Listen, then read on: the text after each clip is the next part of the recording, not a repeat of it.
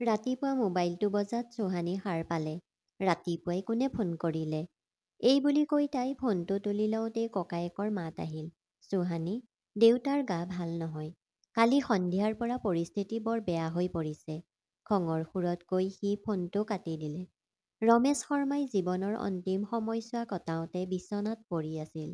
শেষ মুহূৰ্তত তেওঁৰ সমগ্ৰ জীৱন যেন চকুৰ সন্মুখত জিলিকি উঠিল। পৰিয়ালৰ দৰিদ্ৰতা দেখি তেওঁ সৰুৰে পৰাই কাম কৰিবলৈ আৰম্ভ কৰিলে আৰু তাৰ পিছত উপাৰ্জন কৰা সামান্য টকা বিনিয়োগ কৰি এটা সৰু ব্যৱসায় আৰম্ভ কৰিলে। মাক দেউতাকৰ আশীৰ্বাদত তেওঁ সফলতা লাভ কৰিবলৈ আৰম্ভ কৰিছিল আৰু তাৰ পিছত যেতিয়া মালতীক বিয়া পাতিছিল তেতিয়া দুয়োজনে মিলি মাক দেউতাকৰ লগতে অন্যান্য দায়িত্বও লৈছিল। প্ৰথমতে তেওঁলোকৰ পুত্ৰ বিজয় জন্ম হয় আৰু ৩ বছৰৰ পাছত তেওঁলোকৰ কন্যা চৌহানীৰ জন্ম হয়। কিন্তু ৰমেশ শৰ্মাই জীয়েকক পুতেকতকৈ বেছি মৰম কৰিছিল। পঢ়া-শুনাতো চৌহানী বৰ ভাল আছিল। আনহাতে বিজয় পঢ়া-শুনাত কেঁচা আছিল। তাক অলগদ্ধ বুলি কোৱাটো দেউতাকৰ অভ্যাস হৈ পৰিছিল। ডাঙৰ হৈ চৌহানীয়ে ইঞ্জিনিয়াৰিং পঢ়ি নিজৰ ভৰিৰ ওপৰত থিয় হ'ল।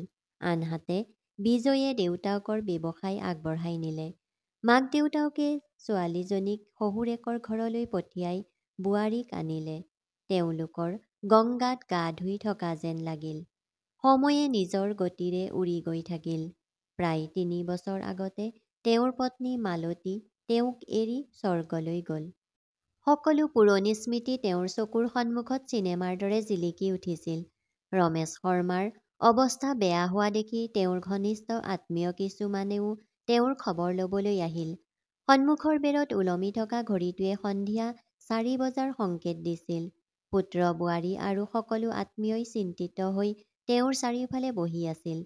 গোটেই ঘৰখনত ইমান নিস্তব্ধতা আছিল যে বেজী এটা পৰিলেও তাৰ শব্দ শুনা গ'ল। আত্মীয়সকলে আগুৰি থকা নিস্তব্ধতাই বিৰক্ত হ'বলৈ আৰম্ভ কৰিছিল।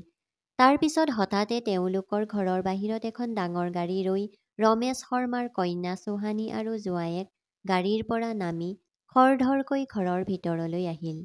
তেওঁৰ বিচনাত চাৰিওফালে পুত্ৰ বোৱাৰী, নাতি নাতিনী আৰু আত্মীয় স্বজন বহি আছিল। চৌহানী আৰু স্বামীৰ আগমনৰ লগে লগে হঠাৎ কোঠাটোত হুলস্থুল আৰম্ভ হ'ল। সেইটোৱেই সকলোৱে অপেক্ষা কৰি আছিল। জীয়েকক দেখাৰ লগে লগে ৰমেশ শৰ্মাৰ চকু জিলিকি উঠিল। চৌহানী আহি পোৱাৰ লগে লগে তাই কান্দি কান্দি দেউতাকক সাবটি ধৰিলে। জোঁৱায়েকো শহুৰেকৰ ভৰি চুই সেৱা কৰিলে। সেই সময়তে উকীলজন কোঠাটোৰ ভিতৰলৈ আহিল। সকলো আত্মীয়ৰ চকু তেওঁৰ ওপৰত নিবদ্ধ হৈ পৰিল। উকীলে উইলখন পঢ়িবলৈ ধৰিলে। মই ৰমেশ শৰ্মা। এই ঘৰটো মই মোৰ ল'ৰা আৰু বোৱাৰীৰ নামত কৰিছোঁ। মোৰ দোকান আৰু ব্যৱসায়ৰ ওপৰত কেৱল মোৰ ল'ৰাৰহে অধিকাৰ থাকিব। মোৰ বেংক একাউণ্টত থকা সকলো সম্পত্তিৰ আধা মোৰ ল'ৰা বোৱাৰীৰ হ'ব। ইয়াৰ 1/4 মোৰ নাতি নাতিনীৰ আৰু 1/4 ভাগ মোৰ ছোৱালী চৌহানীৰ হ'ব। উইলৰ এই বিতৰণ শুনি চাৰিওফালে থিয় হৈ থকা সকলো মানুহে এনে অনুভৱ কৰিলে যে ৰমেশ শৰ্মাৰ দৰে জীয়েকক ইমান ভাল পোৱা ব্যক্তিজনে আজি নিজৰ ছোৱালীজনীক সম্পূৰ্ণ পৰ কৰি তুলিছে। তেতিয়া চৌহানীয়ে বৰ কষ্টৰে নিজকে নিয়ন্ত্ৰণ কৰি তাই গধুৰ হৃদয়েৰে ক'লে, পাপা, তুমি মোক সম্পূৰ্ণ আওকাণ কৰিছা। তুমি তোমাৰ অলগদ্ধ পুতেৰাক সকলো দিলা আৰু মোৰ কথা একেবাৰেই নাভাবিলা। এই সমাজত মই সদায় তোমাৰ স্থান ওখ কৰি ৰাখিছিলোঁ আৰু তুমি মোকেই পাহৰি গ'লা। তুমি চাগে পাহৰি গৈছা পাপা, আমাৰ আইনে পিতৃ-মাতৃ সম্পত্তিৰ পুত্ৰ কন্যাক সম অধিকাৰ দিয়ে। এইমতে মোৰ লগত অন্যায় কৰিলা তুমি।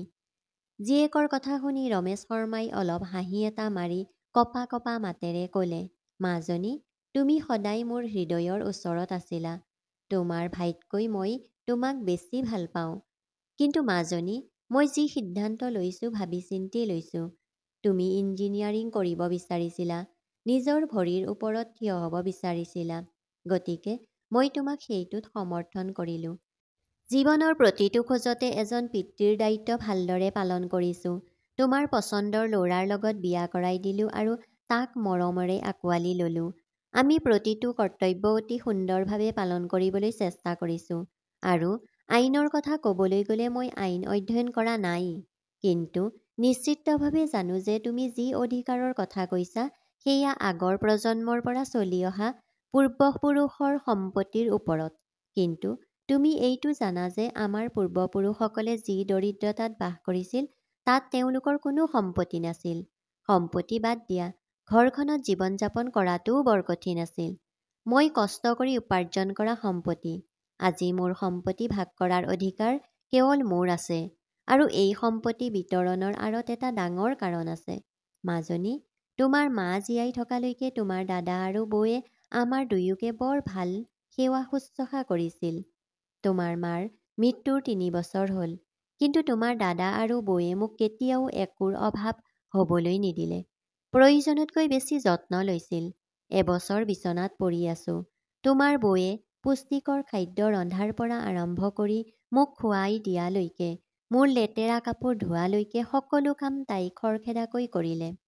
ইচ্ছা কৰিলে মোৰ বোৱাৰীয়েও মোৰ ছোৱালীৰ দৰে নিজৰ দায়িত্বৰ পৰা আঁতৰি যাব পাৰিলেহেঁতেন, কিন্তু মোৰ বোৱাৰীয়ে তেনেকুৱা নকৰিলে। আৰু মোৰ ল'ৰা বিজয়, যাক মই আজিলৈকে অলগদ্ধ বুলি কৈ আছিলো, সেই ল'ৰাটোৱে মোৰ লেতেৰাও পৰিষ্কাৰ কৰি পেলাইছে। গোটেই ৰাতি সি বহি মোৰ ভৰি দুখন মালিচ কৰে। সি মোক নিজৰ হাতেৰে খাদ্যৰ প্ৰতিটো টুকুৰা খুৱায়।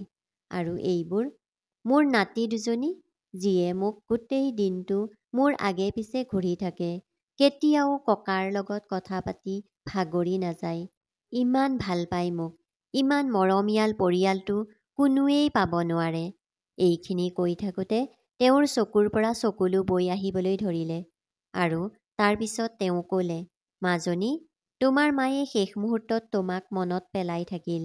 তোমাক লগ কৰিবলৈ হাহাকাৰ কৰি থাকিল। মাৰাৰ ওচৰত কেইদিনমান থাকি তেওঁৰ সেৱা শুশ্ৰূষা কৰিব নোৱাৰিলেও যদি অন্ততঃ ১ ঘণ্টা বা ২ ঘণ্টাৰ বাবে লগ কৰিবলৈ আহিব পাৰিলাহেঁতেন। কিন্তু তুমি তেনেকুৱা কৰিব নোৱাৰিলা।